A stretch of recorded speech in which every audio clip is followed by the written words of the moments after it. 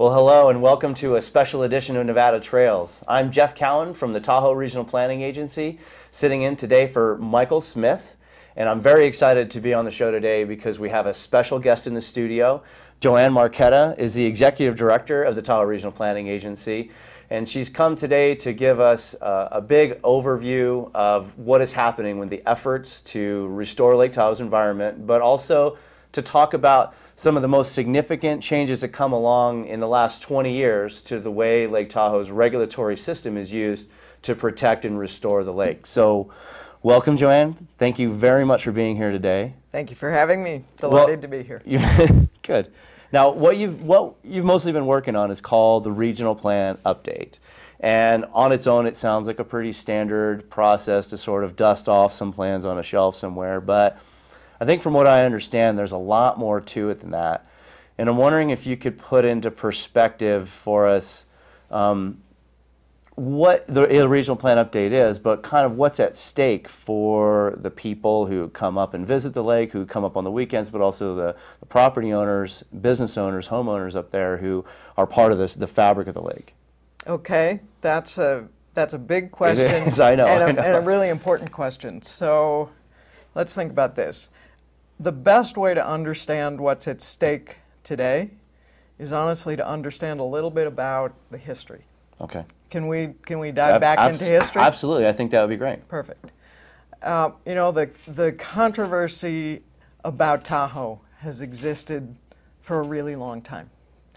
And if we dive all the way back into really the last century, the early conservationists were concerned about what was happening at Tahoe because of the clear cutting. The whole basin was logged in the 1800s as a result of the Comstock, and there was ranching, and there was the early start of tourism, and those early conservationists actually proposed that Tahoe become a national park. Okay. And that proposal for a national park was actually rejected. Yeah. And the reason was because there had already been so much disturbance in the Tahoe Basin. It had already been logged, and there was already so much private property. Okay. Okay. So that proposal for a national park joined what is in fact still the controversy today. It actually framed what is today's controversy, which is how do you balance conservation with private property rights? Right. Okay, so fast forward a little bit, and the climax of that debate came really in the 50s and 60s. And what was happening, there was a huge building boom that was happening in Tahoe in the 50s and 60s. It was because of the advent of gaming and the Olympics. Right, the Olympics had a lot to do. In the 1960s. And there was lots of building going on. And what most people don't know is that at that time, there were actually plans in place to develop Tahoe into a city the size of San Francisco. Okay, a population of 750,000 people with a 4-lane highway ringing the lake, and we actually have this fabulous picture of a bridge spanning Emerald Bay. Right, right. Those were the plans that were in place for Tahoe in the 50s and 60s. And as a result of that early building boom, you were familiar with some of the development that occurred. So perhaps one of the most well-known is the Tahoe Keys. Ah, right. The Tahoe Keys development. And we have pictures in our files that show the marsh, which was the Upper Truckee River marsh, before the Tahoe Keys was developed on that site. So before the river was channelized, and then we have pictures after the development. And as a result of that, we literally built in the basin on 75% of our marshes, 50% of our meadows, 35% of our sensitive stream zones. So it wasn't just the Keys. I mean, it was kind of going on everywhere.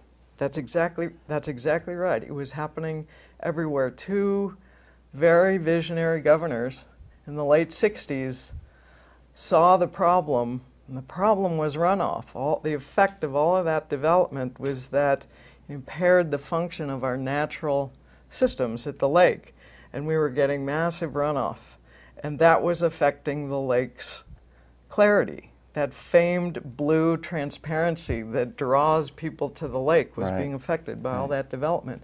Those two governors put in place a legendary agreement that created the Tahoe Regional Planning Agency. And here we are. And here we are. But that was 40 years ago. I mean, a lot's happened It was 40 in years. between 40 years and today, too. That's right. So can I dwell a little bit longer on history? I think so. I mean, it's still, you know, important to where we are today. It is. So in the 70s, that first agreement, and it was called a compact agreement, that first agreement slowed growth. Okay. But that first agreement was imperfect, and it wasn't really until there was a set of amendments to that agreement that formed TRPA.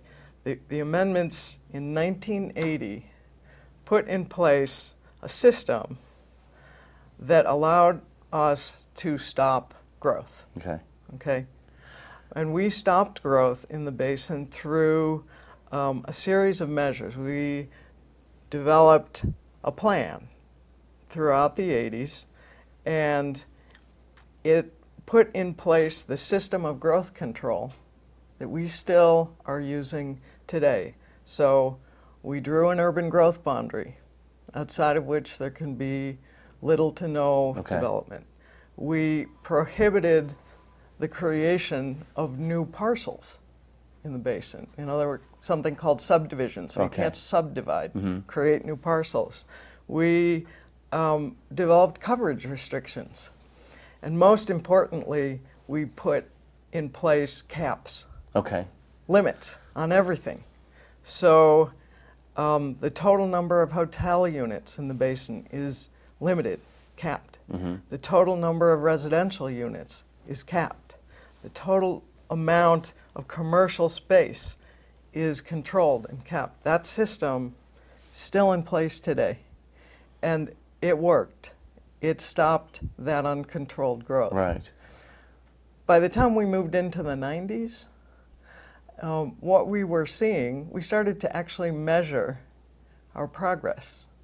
Was that system of growth control actually achieving gains toward the environmental standards that we had put in place in the early 80s? And what we found was that we had a sticky wicket. We had water quality, and we were still losing clarity. The transparency of the lake, that famed blue transparency, we were still losing clarity. And we realized that it wasn't good enough just to put regulation in place that stopped everything. We actually had to make investment in environmental restoration. And so you might recall, we, as a basin, invited President Clinton and Vice President Gore, and it kicked off a decade and a half of being able to represent the region as nationally and internationally important. And we drew literally hundreds of millions of dollars of environmental investment to the basin, and we put that money on the ground in the form of restoration projects. Most of it went into, half of it went into water quality. We spent over $1 billion in the basin on these environmental restoration projects. It was a program called the Environmental Improvement Program. Okay? And as a result of that investment, we now know regulation alone isn't enough. We need to do capital investment to actually improve our environment. So that brings us almost up to date to today. Okay. And what are the problems of today? They're actually different problems than they were 20 or 25 years ago when we were trying to stop growth. We did that, and we accomplished it. Right. Okay. Today, the problem is still that sticky wicket of water quality. How do we continue to make gains to restore the lake's famed water quality? And we're still working on that. And what we've recognized is that our regulatory system in the basin isn't allowing us to put the restorative change on the ground that will allow us to get to those water quality improvements as quickly as we need to, or as effectively as we need to. So what's at stake in the basin today is a new system by which we can deliver those water quality gains, as well as improve our regulatory system, our permitting system. Yeah. And I'm sure we'll talk a little Yeah, bit I hope so. about I that. hope to. That regulatory system that allows people to make change on their own properties. Mm-hmm. So that's kind of a long overview. No, that's perfect. I mean, you know, so you've been working a lot on the regional plan update. I understand that, and the regional plan, the regulatory system that you were talking about, where growth caps were set.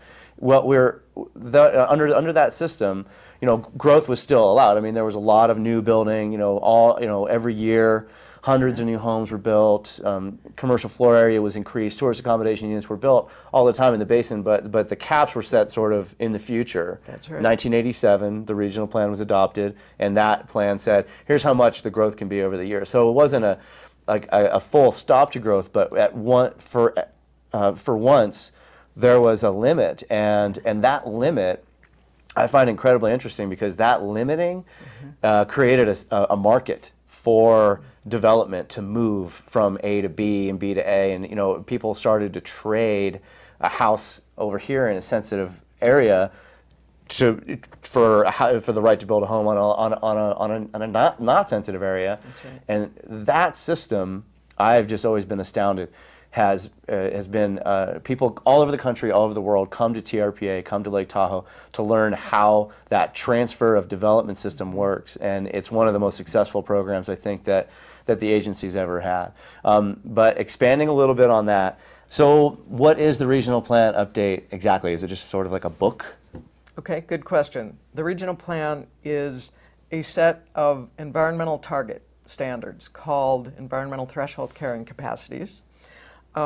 Unique to Tahoe. Most other places don't set environmental targets for themselves. It's a set of goals and policies which are objectives for how to achieve those environmental targets.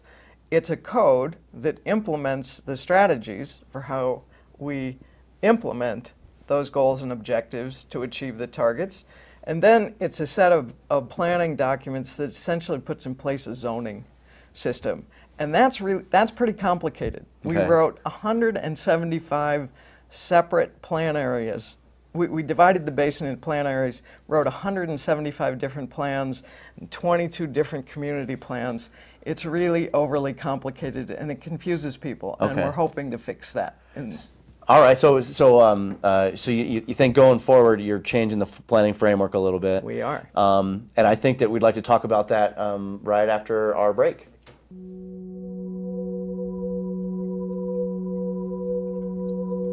If erosion from my land goes into the lake, it won't be the gem, the wonderful thing that it is now. Everybody is making a contribution to the decline in water quality unless they actually use best management practices.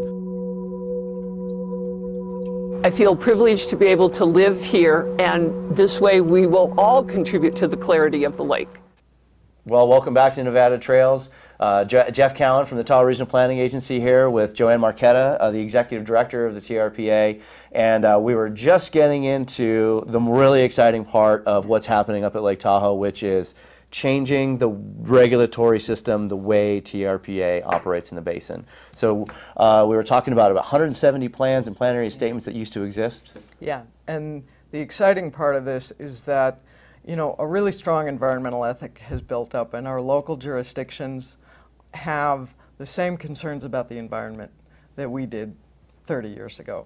We're counting on them to be able to put in place those environmental improvements. So we believe that the time is right to simplify our system and allow local jurisdictions to develop their own plans for how they can achieve those environmental targets, because our communities in the basin are different. Each community may have a different set of strategies for how to achieve their local environmental targets.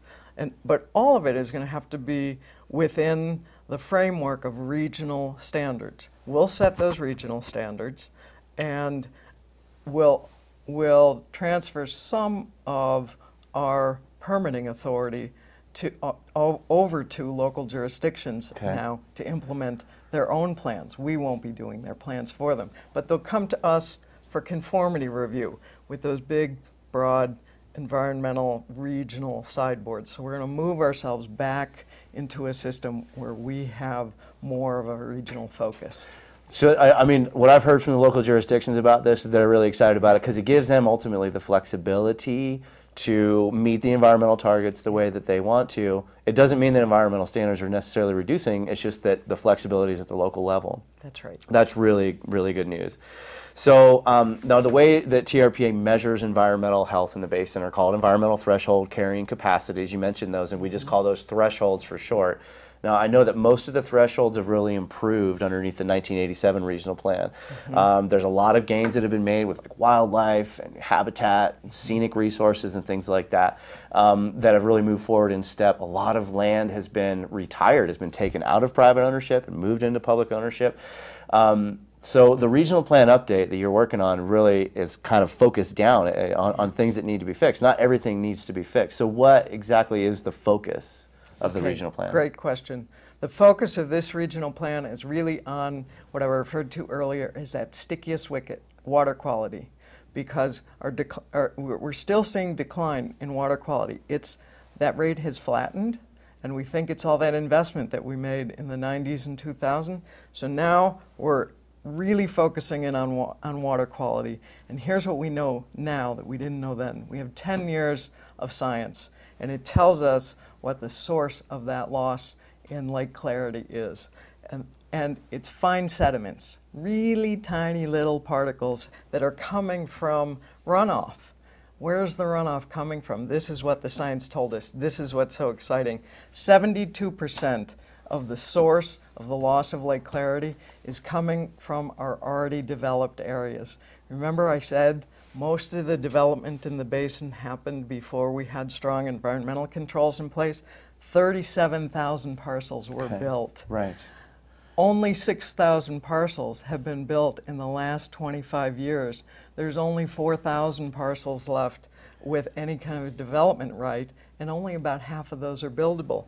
So we now need to focus on fixing the harm that was done from past development where it was unwittingly put in maybe the wrong place. So we need to transfer that development out of sensitive zones into higher capability lands. And the most important thing, we need to encourage property owners today to come in and upgrade their properties. All of that was built at a time before there were strong environmental standards. Today, the problem today is not about growth.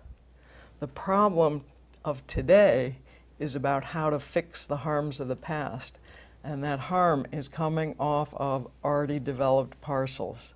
We need to encourage property owners to come in and make change to their existing built environment, to rebuild and to rebuild green to the highest environmental standards of today, not 30 or 40 or 50 years ago.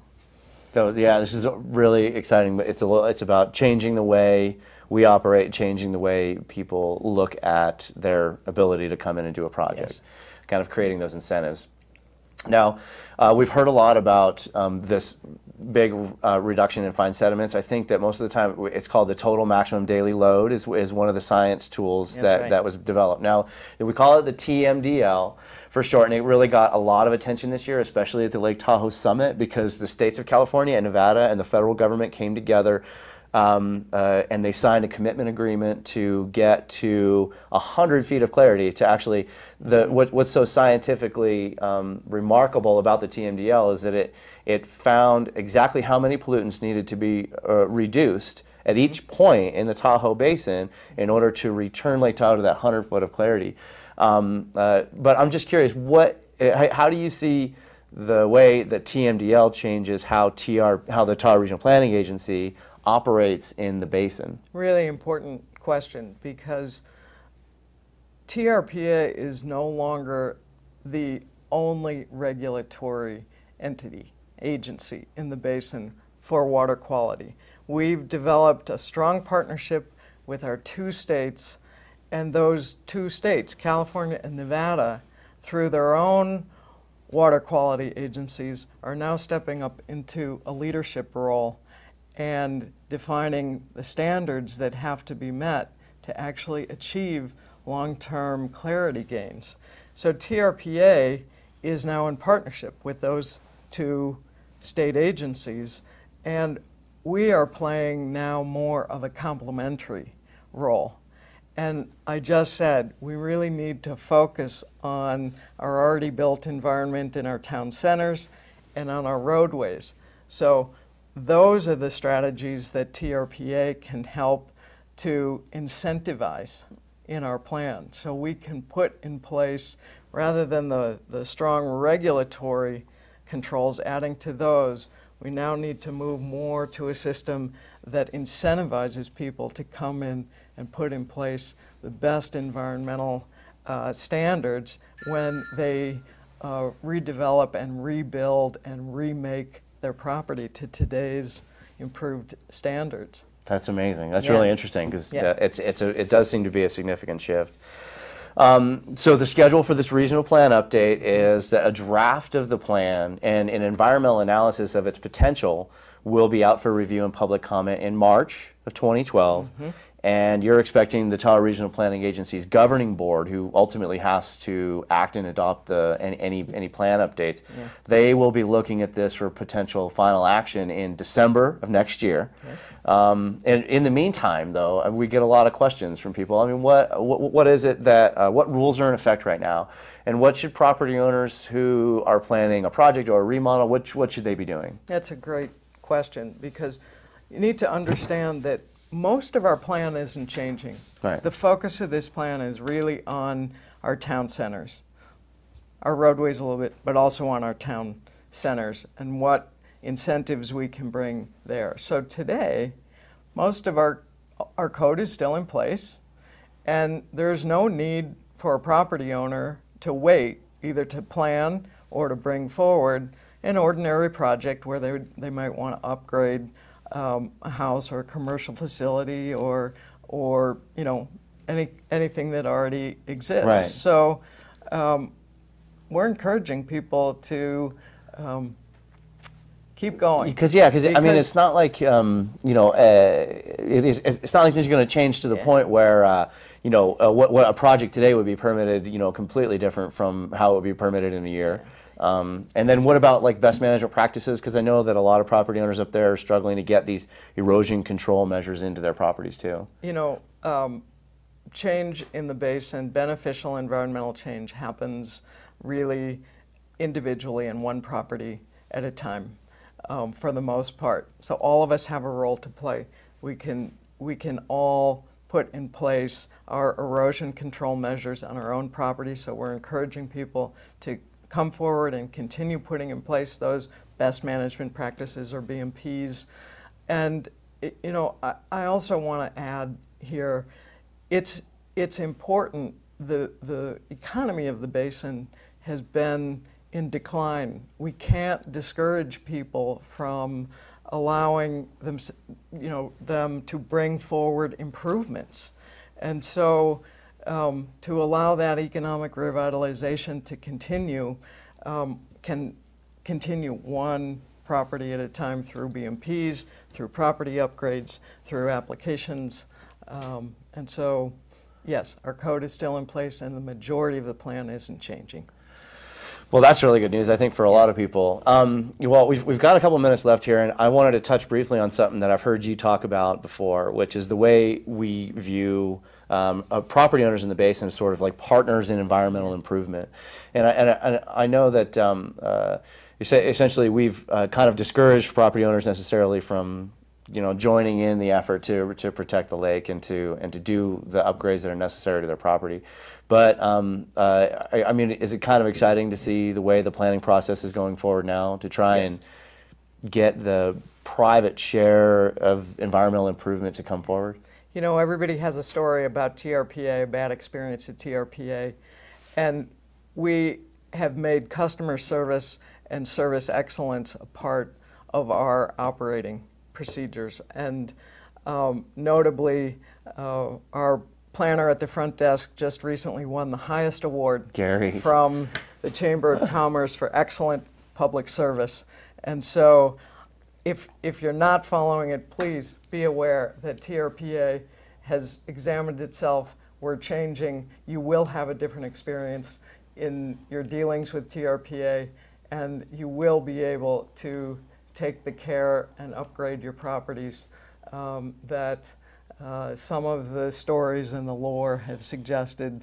It's hard to deal with exactly. TRPA. Yeah, no, everybody that I've talked to on the street lately, has said that TRPA is a different place when you walk in the door, and a lot of that has to do with Gary Weigel, but it's sort of an overarching theme of the agency, how we're changing. So it's really exciting. Now, I want to kind of tell everybody a little bit about how they can get involved, how they can, what it is that you can do. If there's anything that you like about the way our plan is going forward, or the way that we're talking about changing regulation in the basin, you really should let our governing board know. You have governing board members that represent you, regardless of who you are or where you're from, out in Nevada, in California, in the nation, and residents of the basin.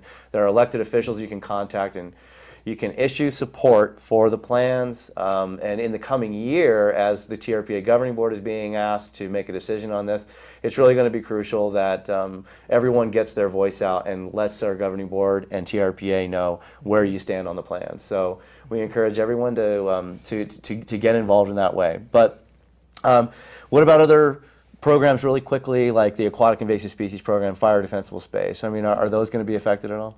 They are an essential and important part of this plan update. Prevention and control of aquatic invasive species and our efforts to put in place fuels treatments to prevent catastrophic wildfire are absolutely still among our highest priorities, and we'll make some measured improvements to the plan to make sure that those remain high priority and we can put those kinds of projects on the ground. It's absolutely the kind of regional role that is best suited to TRPA. It does seem like that's where we're best placed, and where we've been probably doing the best as far as all of our programs go. I think that's right. Well, Joanne, thank you very, very much for coming down today and for giving us this kind of overview. It's been really helpful for me, and hopefully it's been helpful for all of you. I look forward to coming on the show again in the near future to give you guys more updates as the regional plan update proceeds. But for now, thanks, and thanks for tuning in to Nevada Trails.